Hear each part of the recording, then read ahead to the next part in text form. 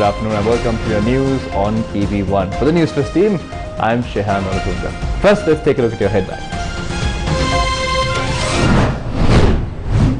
Heavy rains batter multiple districts. One person dead and landslide warnings remain in effect.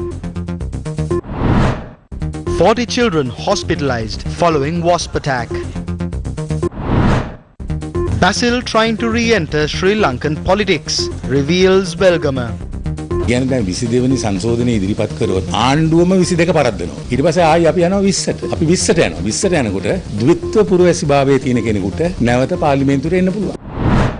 Farmers announce position on Maha season. පොහොර කලට වෙලාවට වෙලට බයින්න ඉස්සර කුඹුරට බයින්න අතර දුන්නේ නැතිනම් මේ පාර මම හිතනවා ගොවි ජනතාව කුඹුරු වැඩ කරන්නේ නැහැ. Paris take to the streets against rising cost of living. Our top stories. 3 people were reported dead after a car crashed onto a tree close to the Daladagama junction on the Padeniya road in Anuradhapura.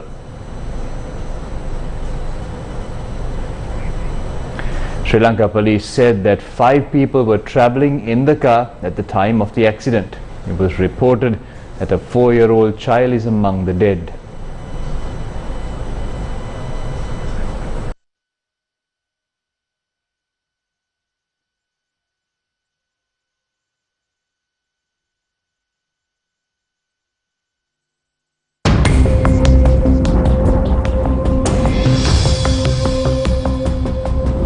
Now, multiple localities in Sri Lanka are experiencing a torrential downpour, and one man who had gone swimming in a flooded marsh in Sapugaskanda during the heavy rainfall has reportedly died.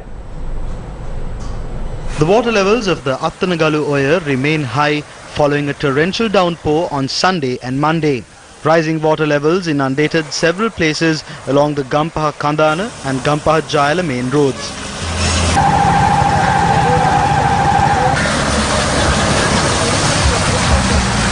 The Galle district has been experiencing heavy rainfall since Sunday night, and floodwater have inundated multiple low-lying lands. Multiple areas along the Hambalangoda, Batapola and Galle Ambilipitiya road were inundated. The recording at the Gin River water gauge located in Baddegamam measured 3.5 meters on Monday morning. Multiple properties in Ganegama and Wakwela were inundated due to rising water levels of the Gin River.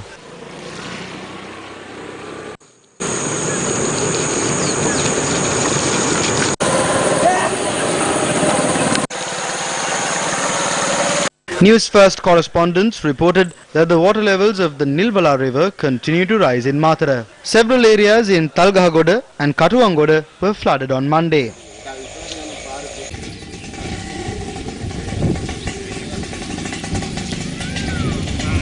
Fishermen from the Totamuna PA refrained from setting out to sea on Monday due to rough seas in Mathura.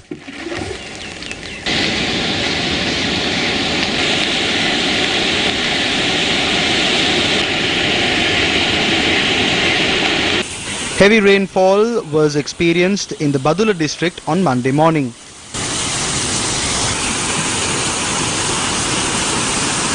Over 61,000 Sri Lankans from 15,632 families were affected by adverse weather conditions that battered 11 districts. Director of the Disaster Management Centre, Major General Sudhanta Ranasinghe, told Newsfirst that relief measures are already in place to facilitate those affected.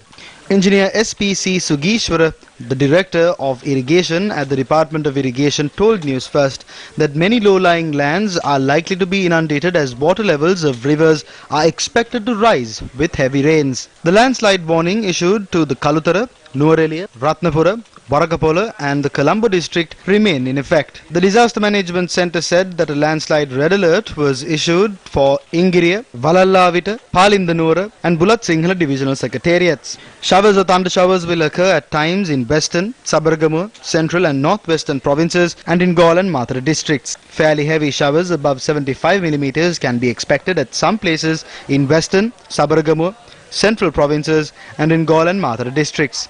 Showers or thunder showers will occur elsewhere over the island during the afternoon or night. Now, more than 40 students of a school in Bogaswava, Vavuniya were admitted to the hospital this morning following a wasp attack.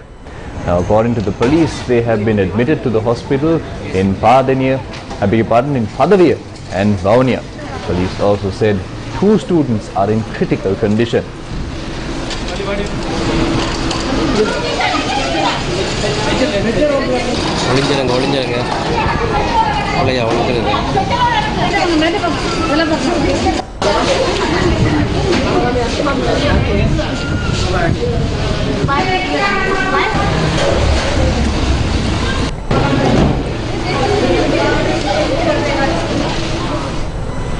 Now, in other news, Human Rights Watch said that the Sri Lankan government should withdraw a draft law that would give the authorities broad powers to detain people in military-run rehabilitation centres.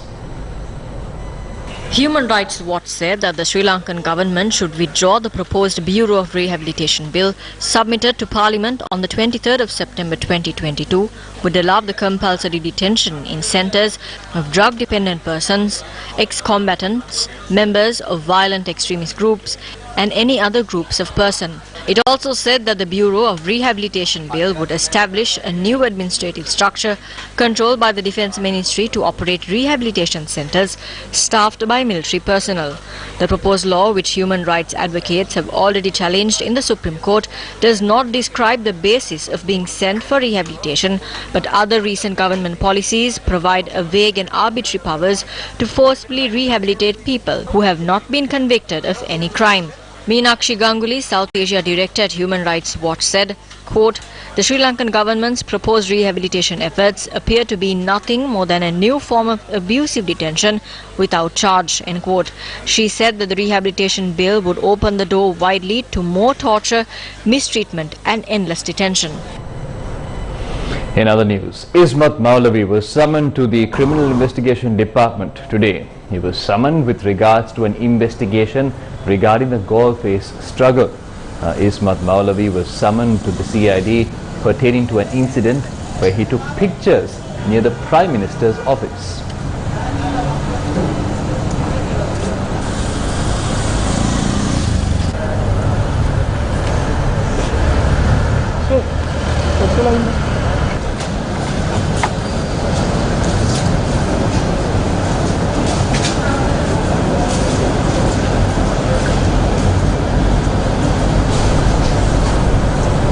The Samagi Jana Balavegia points out that the government must hold elections at the right time. These people should not be on political stages today. Today, their corruption is a topic of conversation among the international community. He is trying to rise back from the ashes.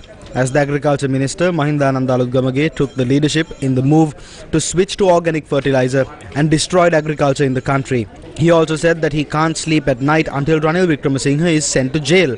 Under his leadership, we paid millions to China without even seeing a bundle of fertilizer. That Mahindananda is now saying they will rise back from the ashes. You are becoming jokers in front of the people once again.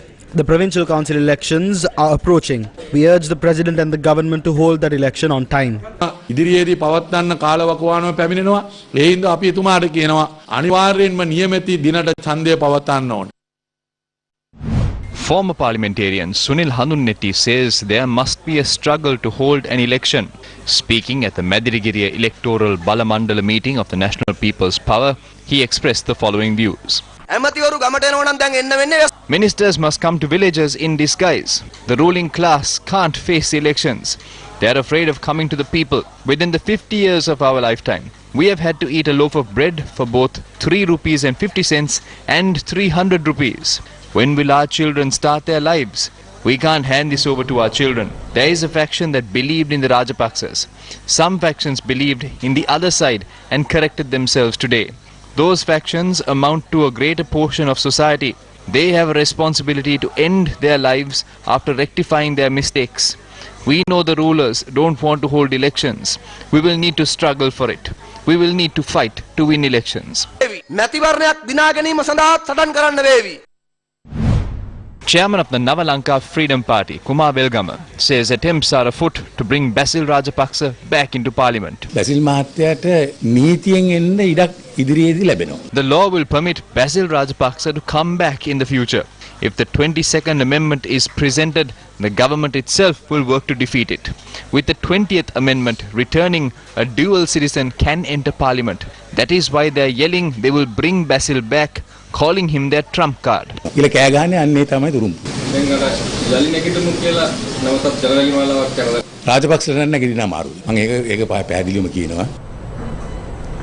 Now in other news, farmers' organizations point out that amidst the fertilizer shortage and against a backdrop where several seasons were unsuccessful, there's a great uncertainty regarding the upcoming cultivation seasons.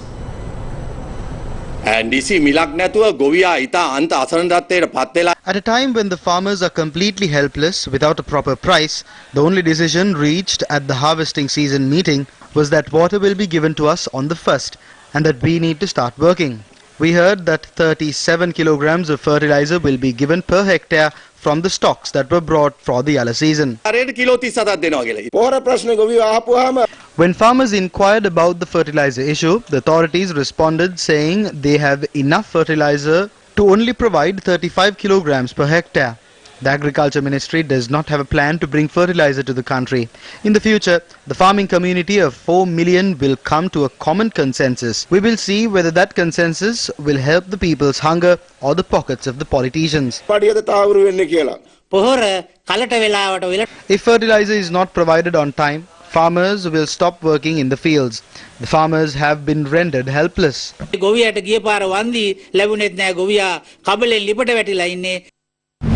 Tea smallholders point out that tea cultivators are facing many issues. A fair price is not given to the tea farmers. That is one topic. Because of that, farmers are avoiding tea cultivation. They are not getting their fertilizer and other materials. They are not getting a return for their effort. Therefore, without the country knowing, the tea farmers are drifting away from cultivation. The negative effect of this will have an impact on the country. Dollars will stop coming into the country.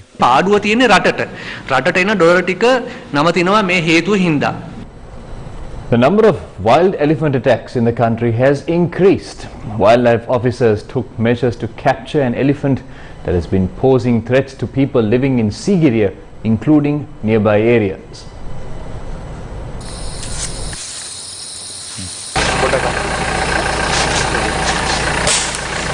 A wild elephant that has been terrorizing the villages around Sigiriya was 30 years of age and over 9 feet tall. Sigiriya wildlife officers said they were able to capture the animal on Sunday following an operation that lasted several days.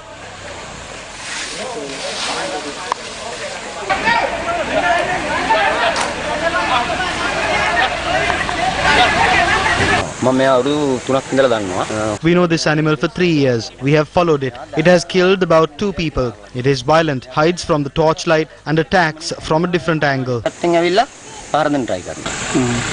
This is the most brutal man-killing elephant.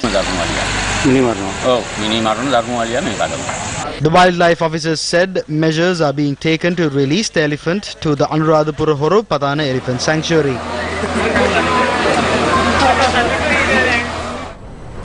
Now for 13 days, the 6th edition of the Gammatha Door-to-Door program has been visiting rural Sri Lankan communities to ascertain perennial issues that have gone unanswered. Now, the teams, accompanied by researchers from the University of Peradeniya, visited Kurunegala, Trincomalee and Hambantota on Monday.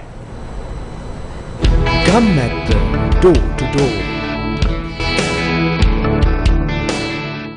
The 6th edition of the Gammatha Door-to-Door program, together with the University of Peradeniya, is visiting multiple locations in the Kurunegala, Trincomalee and Hambantota districts on Monday. The Gammatha team in Trincomalee visited the rural communities in Kallarava, Tennamaravadi, Kalampattuwa, Gomarankadavala and Patkolam. The team that visited Kallarava on Monday morning observed that most of the people living there are day wage earners and the economic crisis has made life difficult for them. They shared their woes photos with the gum at the team and revealed that it has now become impossible to earn an income due to low availability of day jobs. This has forced most families in the village to skip meals and go to sleep in hunger.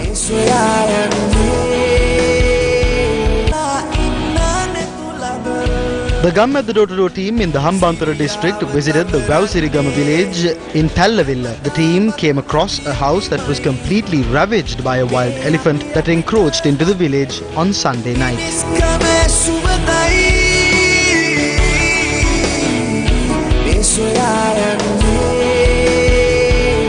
The Gum at the Door-to-Door team in the Kurunagala district visited the Panla Divisional Secretariat on Monday. The team stepped into the rural village of Nalavalana, located very close to the Mawaya. This is a village that constantly goes underway due to floods, especially during the rainy season. The current situation has posed threats to their survival, and they are left with no means of income. Gum at the Door-to-Door. News First with the people. Now up next is Crime Watch. Crime Watch. Sri Lankan authorities have discovered a male body with lacerations inside a house in Panvila, Kalutara. The deceased was identified as a 49-year-old Rukmal Nishanta from Terence Place, Panvila. He was a father of 5, and the locals said that the man was living in the house alone. Sri Lanka police believe the man may have died several days ago, and an investigation is underway. Crime Watch.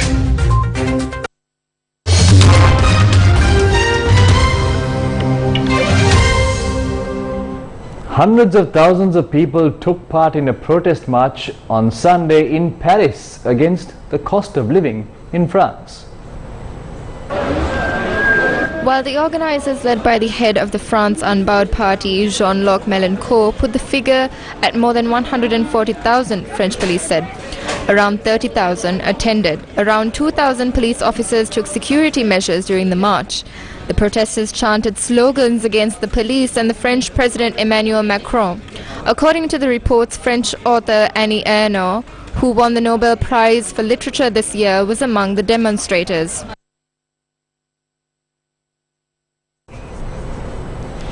Now, the UK's Prime Minister Liz Truss is struggling to save her premiership after tax U-turns. She also heads crisis talks with her new finance minister this week. With criticism over even US President Joe Biden, Truss wrote in The Sun yesterday, "We cannot pave the way to a low-tax, high-growth economy without maintaining the confidence of the markets in our commitment to sound money." End quote. Confidence was jeopardized on the 23rd of September when former Chancellor Kwasi Kwarteng and Truss unveiled a right-wing program inspired by 1980s President Ronald Reagan, of £45 billion in tax cuts financed exclusively by higher debt. Markets tanked in response, driving up borrowing costs for millions of Britons. Foreign newspapers said as Truss fights to salvage her political career, up to 100 letters expressed no confidence in Truss have been submitted by the Conservative MPs. In the meantime, UNICEF says a study of 22 countries shows children in Russia and Ukraine were the most affected by the economic fallout of the war. The Russian war in Ukraine has pushed 4 million children into poverty. According to the United Nations Children Agency, Russia's invasion of Ukraine and rising inflation have pushed some 4 million children into poverty across Eastern Europe and Central Asia. UNICEF found, quote, Russia accounts for nearly 3/4 of the total increase in the number of children living in poverty due to the Ukraine war and a cost of living crisis across the region, with an additional 2.8 million children now living in households below the poverty line, end quote. The blow to Russia's economy from Western sanctions has combined with its large population to produce the outsize effect. UNICEF called for a range of measures to tackle the issue, including proving universal cash benefits for children and protecting social spending, especially for the most vulnerable children in the families. A senior US official says United States President Joe Biden has no plans to meet with Saudi Crown Prince Mohammed bin Salman at next month's G20 summit in Indonesia, as tensions over the OPEC Plus decision to cut oil production continues to reverberate. White House National Security Advisor Jake Sullivan said Biden will act methodically in deciding how to respond to Saudi Arabia regarding the oil output cuts, and options include changes to U.S. security assistance. Relations between the U.S. and Saudi Arabia on thin ice over the oil production cuts. Last week, the Riyadh-led OPEC cartel and an additional group of 10 other oil producers, headed by Russia, decided to reduce global output by up to 2 million barrels per day from November. The move is expected to lead to higher oil prices, which would help Russia pay for its offensive in Ukraine. Saudi Arabia Defense Minister said he was astonished by accusations that the Saudi Kingdom was standing with Russia in its war with Ukraine. Biden has warned Saudi Arabia that there will be unspecified consequences for siding with Russia in supporting the cuts. The OPEC Plus move undermines Western countries' plans to impose a cap on the price of Russian oil in response to Moscow's war in Ukraine.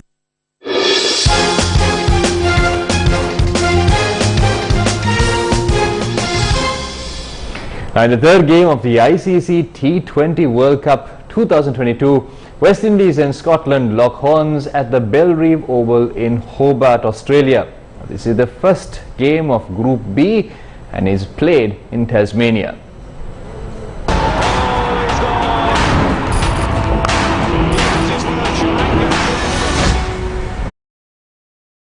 The West Indies won the toss and opted to bowl, inviting the Scotsmen to take first lease of the wicket in a rain-interrupted game. George Munsey and Michael Jones powered Scotland to 55 for the first wicket. Jones was dismissed for 20, and Matthew Cross, who came in after only last for 5 deliveries, as he was sent back for 3 runs.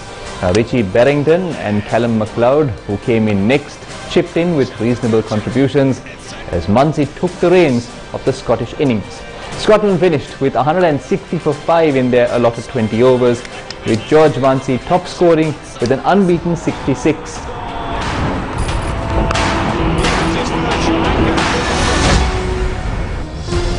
And with that, we wrap up the news for this hour. Thank you for watching.